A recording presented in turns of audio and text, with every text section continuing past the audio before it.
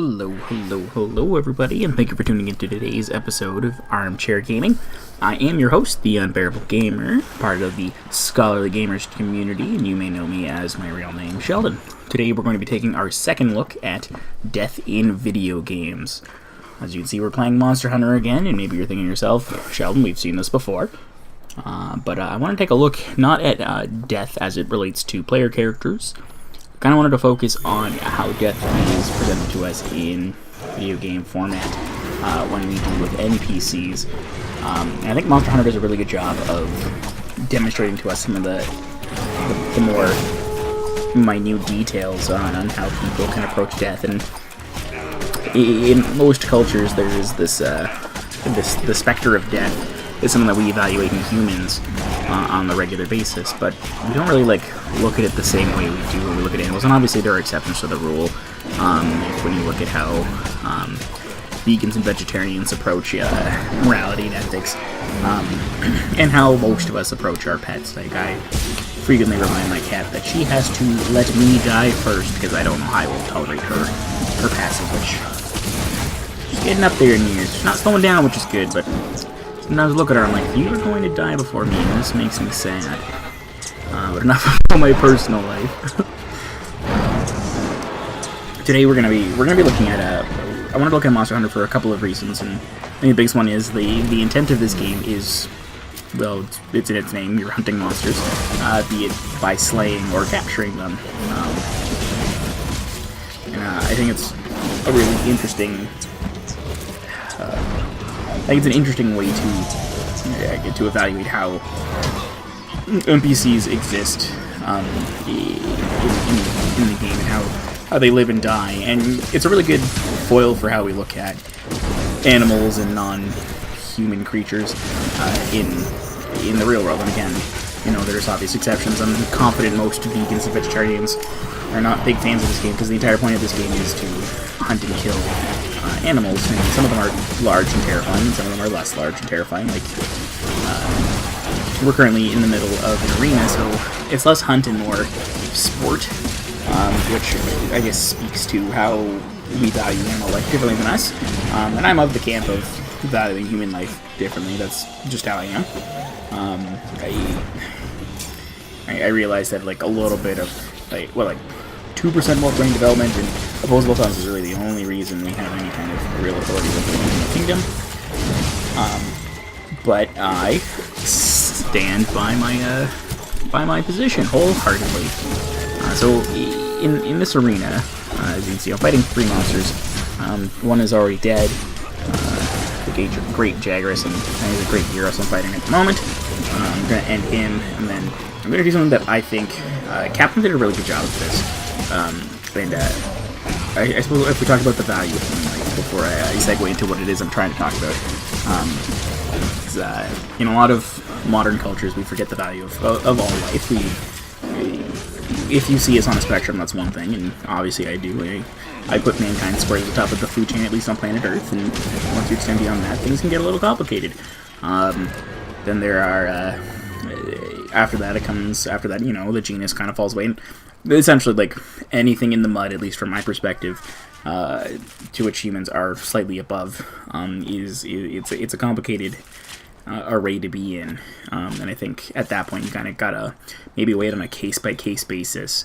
Obviously my cat is second most important in my realm, but I think what Capcom did here with the carving of animals is, or the carving of corpses of both big monsters and small monsters, is a great way to pay homage to a lot of North American indigenous tribes and a lot of, I'm assuming, cultures around the world where no part of the animal is wasted. And I think if you're going to qualify difference in valuations of of life, and you're going to separate animal life and human life into two different categories, you need to at the same time also acknowledge that you owe them a great respect, and no matter how you value animal life, and we'll talk about that in different views momentarily, it's important to at least respect the life that is given when you kill them, or they die of natural causes, or they do something stupid like kill each other, which I guess isn't technically stupid. I was going to say get hit by a car, but that's still kind of you killing them. A lot of animals don't do that. But I think I think when Capcom introduced the carving system in the Monster Hunter series, they paid a great respect to the animals, and the fact that the entire armor system of all your characters is based off of primarily monster parts is another way that they pay great homage to the great beasts that you're fighting. It's a way of paying respect to their unique qualities. And I think it's important to acknowledge that and appreciate what Capcom did there. Because there are a lot of cultures where no part of the animal is wasted. And if we just hunted for sport in this game, I think it'd be a lot harder for a lot of us to digest. As I feel like there are a lot of us who are pro-hunting, but none of us are pro-hunting for sport. I think hunting for sport is an incredibly inane concept. Unless you're going to do it with a bayonet and your own strength, it's you're not really hunting for sport. It's not a very sporting thing to do, I would argue. And I'm not about to be oh, you can't use guns. I stand also squarely, if you're going to hunt animals for sustenance, you should do it in the most efficient way possible. Sometimes, a rifle bullet between the brains is the most efficient way to take out an animal. But again, eat the animal. Use the animals, and use the animals for, but enough moral grandstanding. Like I said, Capcom did a really good job of that, and I think it's important to also recognize two different ways that cultures evaluate these lives. When we look at different philosophers, right? So we've talked about a lot of cultures, especially indigenous ones and early tribal ones. They appreciated the life of the animal as the life that was given up. I know in school, at least in Canada, we learned not a huge amount. Obviously, we should have learned more about indigenous culture, but one of the things we did learn is that part of the animal was wasted because the animal's life was a gift given from the animal to us, the people. I think that's an incredibly, it's a beautiful way to kind of square off the circle of life. But there are also people, Rene Descartes, who saw animals as automatons and not at all as things to be valued. Same thing with folks like Thomas Edison. Some people see animals squarely as tools in their lives, don't have any real value. You do not abide by that school of thought. For those of you who are unfamiliar, Rene Descartes was noted for being a human who would, on occasion, drop a dog from a window to show that they were not actually sentient, they were just machines. And he would take them apart, which is a very grotesque and horrifying way to think and act, but for the times it seemed kind of appropriate, especially when you consider the fact that dogs are far less communicative, and they can be trained and they can be programmed and all these things. So it's pretty easy to see how one could make that mistake and call them a machine and not a living, breathing thing. Still would not merit it as an acceptable practice.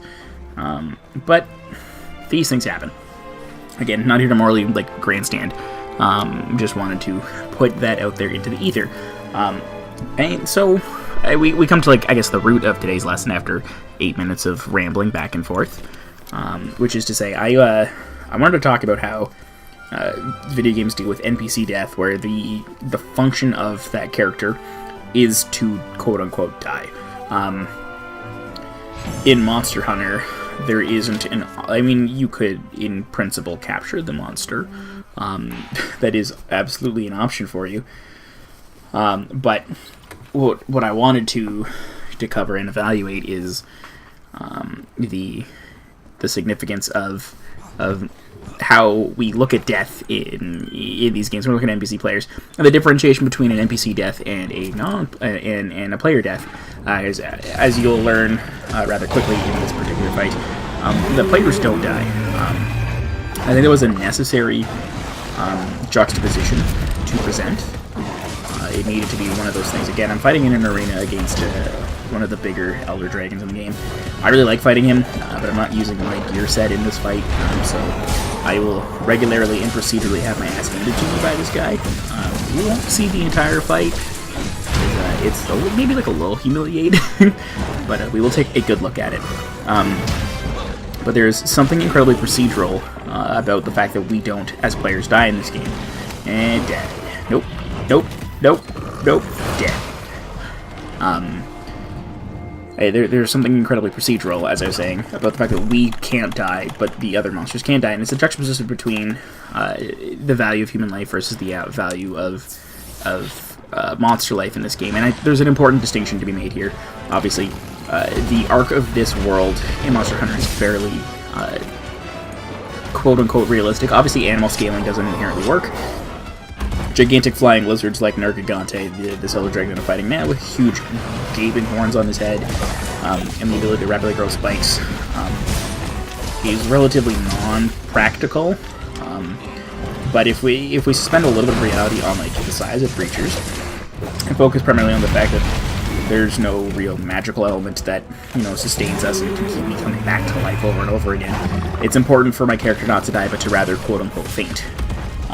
So Capcom differentiates in Monster Hunter death and fainting, and Capcom actually does a really good job of that in a few of the other games. And he's paralyzed here, which, again, another weird thing. He's paralyzed and electricity is literally shooting through his body. Again, let's suspend some disbelief for a moment here. But as I was saying, Capcom does a pretty good job of trying to suspend disbelief and evaluate death. And another good example of that is in Bayonetta. The game over screen is less her death and more her deciding whether she's going to succumb to the demons and be dragged to the underworld, or she is going to resiliently bring herself back up to the real world. So I think that's an important distinction. It's pretty cool. But the NPCs in Monster Hunter, they're not treated malicious. I mean, obviously they're treated maliciously, and if you're carving this monster up as hard as they can. But there's a great deal of respect applied to them. And Monster Hunter presents a finitude of them dying, and I wish I'd won this fight and not lost in terrible fashion, so you could see its lifeless body as it sits there, and I'm carving away at it. I think it's Capcom they really do a good job of presenting the absolute mortality of these NPCs. Available to us. It's not oh, you killed him, but he'll be back for another fight. And like, there are examples in this game where like you kill a monster, then all of a sudden he like just reappears. I'm not dead. I'm just lived. Like I lived away in the heat of battle. But there's a very clear like line in the sand in this game where an animal is clearly alive or clearly dead. And I think they do. I think Capcom does a pretty good job of highlighting the significant differences of what's going on there, and I think it's important to recognize not just how they do it, but the philosophical concepts of taking a life.